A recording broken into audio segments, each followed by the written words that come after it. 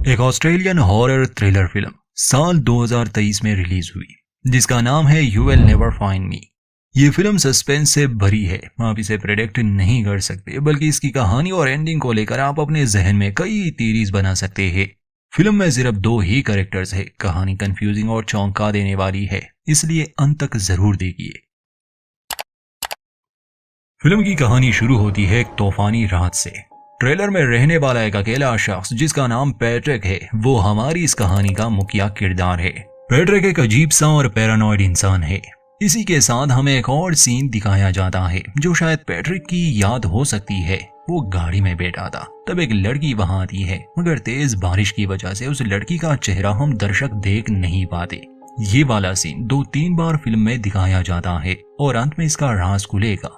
मगर उस समय रेडियो पर जो गाना चल रहा था वो इस समय भी पैट्रिक के रेडियो पर सुनाई देता है, जो इस बात का सबूत है कि वो गाड़ी पैट्रिक की ही थी। मगर वो लड़की कौन थी, ये आगे जानेंगे। फिल्म की शुरुआत से ही हमें पैट्रिक काफी डरा हुआ नजर आता है। वो बार बार छत की ओर देख रहा था, शायद उसने पी ली थी और अब उसे ऐसा महसूस हो रहा था जैसे आरवी की छत पर कोई हो, मगर ये आवाजें तूफान के कारण हो सकती थी। हम उस समय पैट्रिक के हाथ में एक छोटी सी शीशी को भी देखते हैं जिसमें किसी तरह की दवा, नशीली चीज या फिर जहर हो सकता है। तभी उसके दरवाजे पर दस्तक हुई। पैट्रिक चिल्लाकर कहता है कि यहाँ से चले जाओ, लेकिन दस्तक नहीं रुकती। एक लड़की की आवाज सुनाई दी उसे, जैसे वो मदद मांग रही हो, इसलिए पैट्रिक दरवाजा खोल देता है। सामने ही एक लड़की खड़ी थी जो बारिश में पूरी तरह भीग चुकी थी। उसे देखकर पैट्रिक चौंक जाता है, क्योंकि जिस जगह वो रहता है वहां लोगों का आना जाना बहुत कम है।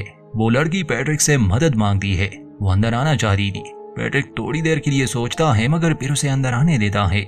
सबसे पहले वो उसके लिए टॉवल लेता है, क्योंकि वो ठंड से कांप रही थी। लड़की कहती है कि मैं ज्यादा देर नहीं रुकूंगी, मुझे बस शहर तक लिफ्ट चाहिए। पैट्रिक कहता है कि मेरी गाड़ी तो खराब है और यहाँ आसपास कोई बस भी नहीं मिलेगी।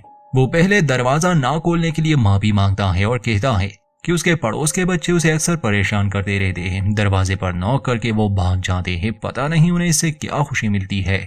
इस औरत का नाम है एंजेला। पैट्रिक एंजेला की शर्ट मांगता है ताकि उसे सुखा सके। इस पर एंजेला थोड़ी घबरा जाती है, क्योंकि वो एक अजनबी के घर में आई थी और कौन जाने ये किस तरह का इंसान हो सकता है। वैसे भी उसके हाव भाव से तो यही लग रहा था कि ये कोई पागल सनकी है। पैट्रिक पूछता है कि तुम यहाँ कैसे पहुंची। एंजेला बताती है कि मैं पास के बीच में स्विमिंग करने आई थी, वहां मेरी आंख लगने से समय का पता ही ना चला। जब मौसम खराब हुआ तो भागकर यहाँ आ गई। पैट्रिक को उसकी बात हजम नहीं हुई। बीच यहाँ से काफी दूर है और ये मौसम भी ठंडा है, इन दिनों लोग स्विमिंग के लिए नहीं आते। वो उसे बैठने के लिए कहता है। एंजेला कुछ हिचकिचा रही थी, लेकिन बैठ गई। पैट्रिक उसके लिए ड्रिंक बनाता है। खैर एंजेला इतनी तो बेवकूफ नहीं थी कि किसी अजनबी के घर वो कुछ खा पी ले। पैट्रिक पूछता है कि तुम यहाँ की नहीं लगती, और इस ठंडे मौसम में स्विमिंग करना थोड़ा अजीब शौक नहीं। एंजेला को बार बार उसके सवालों पर शक होने लगा, इसलिए वो पैट्रिक से फोन मांगती है ताकि वो किसी को कॉल कर सके। तो पैट्रिक उसके सामने कुछ सिक्के रख देता है और कहता है कि मेरे पास फोन नहीं, लेकिन पास में ही एक फोन बूथ है जहां से तुम कॉल कर सकती हो। मौसम ठीक हो जाए तो मैं तुम्हें वहां ले जाऊंगा। एंजेला कहती है कि मैं खुद चली जाऊंगी, आप बस मुझे रास्ता समझा दे। तब पैट्रिक कहता है कि पार्क 12 बजे के बाद बंद हो जाता है। यहाँ के लोग बहुत अजीब है, शक करने वाले, ये किसी पर भरोसा नहीं करते। शायद बुढ़ापा ये सब अपने साथ ले आता है। आप उम्र के उस पड़ाव में पहुंच जाते हैं जहां आप किसी पर भरोसा नहीं कर सकते। एंजेला को उसकी ये बातें बहुत अजीब लगी। वो उठकर कहती है कि मुझे अब जाना चाहिए। पैट्रिक उसे नहीं रोकता, तो एंजेला को लगा कि शायद वो कुछ ज्यादा ही सोच रही है। वो उठकर कहती है कि अब मुझे जाना चाहिए। पैट्रिक उसे नहीं रोकता, तो एंजेला को लगा कि शायद वो कुछ ज्यादा ही सोच रही है। बाहर मौसम भी खराब था, इसलिए वो कुछ देर रुकने का फैसला करती है। वो आसपास की चीजों को देखने लगी। एंजेला पूछती है कि आप यहाँ कब से रह रहे हैं। पैट्रिक कहता है कि एक अरसे से, जब मेरी नौकरी चली गई तो मुझे रहने के लिए इससे सस्ती जगह नहीं मिली। एंजेला कहती है कि फिर तो हम दोनों ही बेरोजगार हैं। पैट्रिक बताता है कि मैं पहले एक इलेक्ट्रिशियन हुआ करता था। एक दिन मैंने एक वायर को गलत जगह जोड़ दिया। वो मेरे लिए बहुत रोमांचक था और ऐसा एहसास मुझे पहले कभी नहीं हुआ। उस दिन मुझे समझ आया कि लोग खतरनाक चीजें क्यों करते हैं। शायद वो मौत को बहुत करीब से देखना चाहते हैं ताकि वो जिंदा महसूस करे। पैट्रिक की इन बातों के बीच एंजेला देखती है कि वहां औरतों की कुछ चीजें थी, जैसे घड़ी और एक लॉकेट जिसमें किसी औरत के बाल थे। उन्हें देखकर वो सोच में पड़ गई। तब पैट्रिक उससे पूछता है कि तुम्हारा घर कहाँ है, तो एंजेला बताती है कि मैं होटल में रह रही हूँ। अब घर में औरतों की वो चीजें देखने के बाद एक बार फिर से उसका डर बढ़ गया। उसे पैट्रिक पर शक होने लगा। उसके करीब आकर पैट्रिक पूछता है कि तुम्हारा चेहरा जाना पहचाना लग रहा है, या हम पहले कभी मिले हैं? लेकिन एंजेला कहती है कि मुझे नहीं लगता। पैट्रिक कहता है कि तुम्हारा शरीर नीला पड़ रहा है, तुम्हें गर्म पानी से नहा लेना चाहिए वरना तुम बीमार हो जाओगी, तब तक तुम्हारी शर्ट भी सूख जाएगी। खैर एंजेला नहाने के लिए तो मान गई, मगर वो थोड़ा घबराई हुई जरूर थी, क्योंकि जब जब वो फोन या बाहर जाने की बात करती पैट्रिक बात को टाल देता। खैर एंजेला बाथरूम जाती है, जहां गर्म पानी से नहाते हुए उसे काफी अच्छा लगता है, लेकिन वो देखती है कि टब में से खून के कतरे टपक रहे थे, जिसे देखकर वो बौखला गई। वो खुद को देखने लगी कि कहीं ये खून उसका तो नहीं। तभी उसे पैट्रिक की आवाज आती है और दोबारा देखने पर खून वहां नहीं था, यानी ये सब उसका भ्रम था। इसका मतलब कि ये दोनों ही इंसान पैरानॉइड है और इनका एक साथ रहना खतरे से खाली नहीं, क्योंकि पैट्रिक को लगेगा कि ये औरत मुझे मारने आई है और औरत को लगेगा कि पैट्रिक उसके साथ कुछ करेगा। बाहर आकर वो देखती है कि पैट्रिक उसके लिए सूप बना रहा था। उसके आने पर वो उसे एक स्वेटर देता है, ये कहकर कि ये उसकी गर्लफ्रेंड का था, उसने कभी शादी नहीं की। एंजेला बताती है कि मैं भी अकेली ही हूँ और अब तो मुझे ये अच्छा नहीं लगता। मुझ जैसी लड़की कभी भी किसी बुरे हालात में पहुंच सकती है। लेकिन तुम यहाँ किससे चुप रहे हो? पैट्रिक को उसकी बात समझ नहीं आती। एंजेला बताती है कि अक्सर लोग कहते हैं कि वो सस्ती जगहों पर इसलिए रहते हैं क्योंकि उनके पास पैसे नहीं, लेकिन हकीकत में वो किसी से भाग रहे होते हैं। हम कितना ही भाग ले मगर हमारे दुख कभी पीछा ही नहीं छोड़ते। पैट्रिक को उसकी बात अजीब लगी। वो उसे एक बाउल में सूप डालकर देता है, लेकिन एंजेला सूप नहीं पीती। पैट्रिक पूछता है कि क्या उसे कोई दिक्कत है, तो एंजेला बहाना बनाती है कि सूप गर्म है। पैट्रिक सूप वाला बर्तन धोने लगा। तब एंजेला पूछती है कि आप आधी रात को जाग क्यों रहे थे?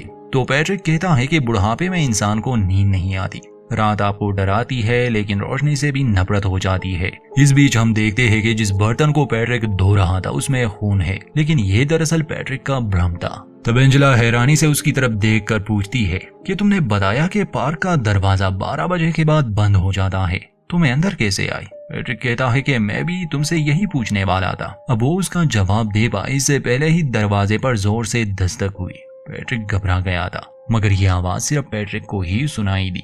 पैट्रिक घबराकर पूछता है कि तुमने किसी को यहाँ के बारे में बताया? तो एंजेला कहती है कि नहीं। पैट्रिक दरवाजा खोलकर देखता है, लेकिन बाहर कोई नहीं था। एंजेला को चाबियों की आवाज आई, यानी पैट्रिक ने दरवाजा लॉक कर दिया था। एंजेला डर गई थी, इसलिए वो सूप पैट्रिक के जूतों में डाल देती है। पैट्रिक अपने लिए ड्रिंक बनाता है और उसके हाथ में वही शीशी थी। इस बीच इन दोनों की काफी बातें हुई। इन्हें एक दूसरे पर शक तो था ही, साथ ही ये हमें भी शक में डाल देते हैं कि कौन सच्चा है कौन झूठ और कौन आगे क्या करने वाला है। तभी वहां की लाइट चली गई तो पैट्रिक टॉर्च चलाता है। एंजेला पूछती है कि वो फोन बूथ यहाँ से कितना दूर है।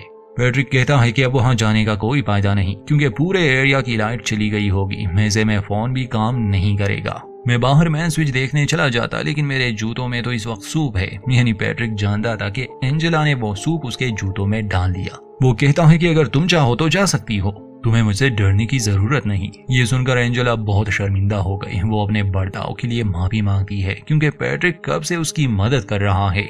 लग तो यही रहा था। पैट्रिक घर का फ्यूज बॉक्स देखने जाता है। तब एंजेला भी उसकी मदद करने चली गई। वहां उसे हथौड़े पर खून दिखता है, लेकिन ये भी उसका भ्रम था। तभी एंजेला देखती है कि पैट्रिक के पेट पर चोट लगी थी। वो दवा लेने बाथरूम गई।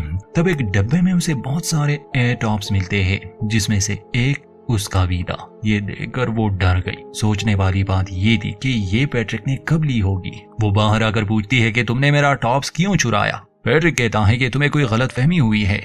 एंजेला कहती है कि मुझे यहाँ से जाना है। आखिरी बार तुमने दरवाजा लॉक किया था, इसलिए दरवाजा खोल दो। पैट्रिक गुस्से में कहता है कि तुम्हें लगता है कि मैंने तुम्हें यहाँ बंद किया हुआ है? तुम सब लोग एक जैसे होते हो। पहले खुद लोगों की जिंदगी में आते हो और जब वो लोग आपके साथ कुछ अच्छा कर दे तो उन पर शक करने लग जाते हो। मैंने तुम्हें खाना दिया, रहने की जगह दी, इसमें क्या गलत किया? आखिर कौन हो तुम और यहाँ क्या करने आई थी? इस बार एंजेला भी भड़क गई। वो चिल्लाकर कहती है कि मुझे बाहर जाने दो। पैट्रिक शांति से अपनी कुर्सी पर बैठकर कहता है, ये दरवाजा लॉक नहीं है, तुम जा सकती हो। एंजेला घबराते हुए दरवाजे के पास गई और वाकई दरवाजा लॉक नहीं था। इस सब से एंजेला और भी शर्मिंदा हो गई। बाहर तूफान और भी तेज हो गया था, इसलिए वो दरवाजा बंद करके पैट्रिक के पास बैठ गई। अब उसे भरोसा करना ही पड़ेगा। पैट्रिक ड्रिंक कर रहा था। वो कहता है कि मैं तुम्हारे लिए भी ड्रिंक बना देता, लेकिन तुमने अभी तक पहला ग्लास भी नहीं पिया। तुम चाहो तो मेरे पास एक कोड भी है जिसमें तुम इसे फेंक सकती हो। ये सुनकर वो और एंजेला हंसने लगे और अब वो पहले से रिलैक्स थी, जिसके बाद वो दोनों कार्ड्स खेलने लगे। बातों बातों में पैट्रिक कहता है कि मैंने तुमसे झूठ कहा था कि मैंने शादी नहीं की, बल्कि जो स्वेटर तुमने पहना है वो मेरी पत्नी का है। मैं उससे पहली बार गैस स्टेशन पर मिला था। उस दिन भी मौसम खराब था। वो भीगे कपड़ों में बाहर बैठी रो रही थी। उसने मुझसे चिप्स का एक पैकेट मांगा क्योंकि स्टोर वाले से उसका झगड़ा हो गया था, इसलिए उसने उसे चिप्स देने से मना कर दिया था। तब मैं उसके लिए चिप्स और सोडा लाया। वो शाम मेरी जिंदगी की सबसे खूबसूरत शाम थी। एंजेला पूछती है कि उनकी मौत कैसे हुई, तो पैट्रिक बताता है कि ओवरडोज की वजह से। पैट्रिक कहता है कि उसके बाद मैं बहुत अकेला पड़ गया, लेकिन आज तुमसे मिलकर बहुत अच्छा लगा। बहुत समय के बाद किसी से बात हुई। मैं नहीं जानता तुम कौन हो और कहां से आई हो, मगर मैं इतना जरूर जानता हूं कि तुमने भी मुझसे झूठ बोला। तुम बीच से भागकर नहीं आई क्योंकि वो यहाँ से बहुत दूर है, लेकिन मुझे तुम्हारे झूठ से फर्क नहीं पड़ता। अब बाहर तूफान हो या ना हो, तुम्हारा जब जाने का मन होगा मैं तुम्हें फोन बूथ तक ले जाऊंगा। ये सुनकर एंजेला ग्लास उठाकर चीयर्स करती है, जिसके बाद उसने ड्रिंक पी ली। तभी वो देखती है कि ग्लास पर किसी और की लिपस्टिक का निशान है और अब एक बार फिर उसके दिल में शक बैठ गया। तभी बाहर जोर की बिजली कड़कती है। पैट्रिक को किसी की चिल्लाने की आवाज आई। वो बाहर देखने चला गया। तब एंजेला को फोन की वाइब्रेशन सुनाई दी। वो हैरान थी क्योंकि पैट्रिक ने तो कहा था कि उसके पास फोन है ही नहीं। वो उठकर देखने चली गई। जैसे ही वो पर्दा हटाती है, सामने का मंजर देखकर उसके होश उड़ गए। वहां एक लाश पड़ी थी, एक लड़की की लाश, और उसके पास चिप्स का एक खाली पैकेट भी था। यानी अपनी पत्नी की जो कहानी पैट्रिक ने उसे सुनाई थी वो सब झूठ था, बल्कि वो तो इस लड़की की कहानी थी जिसे उसने शायद आज रात मारा होगा। थोड़ी देर बाद पैट्रिक अंदर आ गया। एंजेला जल्दी से अंदर बाथरूम में छुप गई। वो ऊपर लगी खिड़की को तोड़ने की कोशिश कर रही थी। फिर उसे हथौड़ी पर खून नजर आया, इसलिए वो उसे फेंककर बाहर भागने की कोशिश करती है, लेकिन इस बार दरवाजा बंद था और अब पैट्रिक उस पर हमला कर देता है। यानी उसने अपना असली चेहरा दिखा दिया। उसने एंजेला के हाथ पांव टेप से बांधकर उसे जबरदस्ती कुछ पिला दिया। एंजेला वहां से भागने की नाकाम कोशिशें करती है। वो बहुत चिल्लाई, लेकिन खराब मौसम की वजह से उसकी आवाज सुनने वाला वहां कोई नहीं था। पैट्रिक उसे उठाकर बेड पर ले गया। वो उस लड़की की लाश को ढक रहा था जो उसे गैस स्टेशन पर मिली थी। पैट्रिक कहता है कि ये मेरे पास आई थी, मुझसे कुछ मांग रही थी, मैं इसके पास नहीं गया था। जैसे कि तुमने आधी रात को इतने लोगों को छोड़कर मेरा दरवाजा खटखटाया, ये तुमने खुद चुना, यही तुम्हारी तकदीर है। इस बीच एंजेला ने अपने हाथ पांव खोल दिए थे, लेकिन अब उसकी हालत ठीक नहीं थी। वो पूछती है कि तुमने मुझे क्या पिलाया। पैट्रिक कहता है कि वही जो इस लड़की को पिलाया। इसकी थोड़ी सी मात्रा तुम्हें बेहोश करने के लिए काफी है। 3 ml से तुम्हारा शरीर काम करना छोड़ देगा। 6 ml से इंसान की 20 मिनट में मौत हो जाती है। मैंने तुम्हें 8 ml दिया। ये सुनकर एंजेला ने उसे चाकू मारने की कोशिश की, लेकिन उसके शरीर में अब इतनी जान ही नहीं थी, इसलिए वो नीचे गिर गई। पैट्रिक कहता है कि जिस लड़की को मैंने सबसे पहले मारा था, मुझे वो ठीक से याद भी नहीं।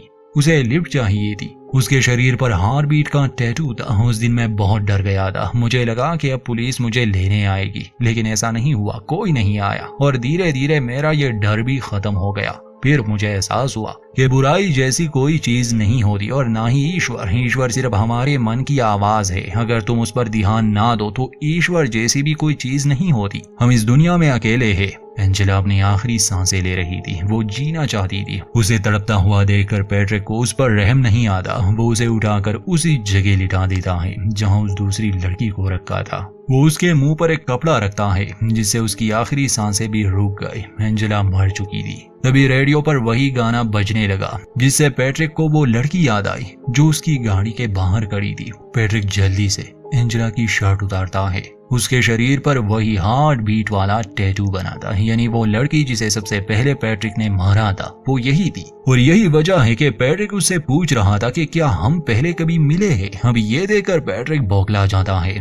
जब उसने कपड़ा हटाकर देखा तो एंजेला के माथे पर एक गहरा घाव था, जैसे उसे हथौड़े से मारा गया हो। तभी एंजेला भी उठ गई और वो पैट्रिक से मदद मांगती है। पैट्रिक डर के मारे जमीन पर गिर गया। तब उसे वहां और औरतें भी दिखने लगी। ये वो औरतें हो सकती है जिन्हें पैट्रिक ने मारा होगा। वो डर से चिल्लाता है, लेकिन अगले ही पल सब शांत हो गया। फिर अचानक किसी ने उसे अंधेरे में खींच लिया। जब वो बाहर आया तो उसका पूरा शरीर खून से सना हुआ था। वो उन सभी औरतों को देखता है जिनके चेहरे कपड़े से ढके हुए थे।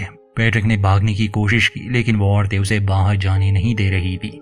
वो वैसे ही खुद को लाचार और बेबस महसूस करता है जैसे कभी उन औरतों ने किया होगा। तभी उसे वहां सायरन और कुत्तों के भौंकने की आवाज आती है।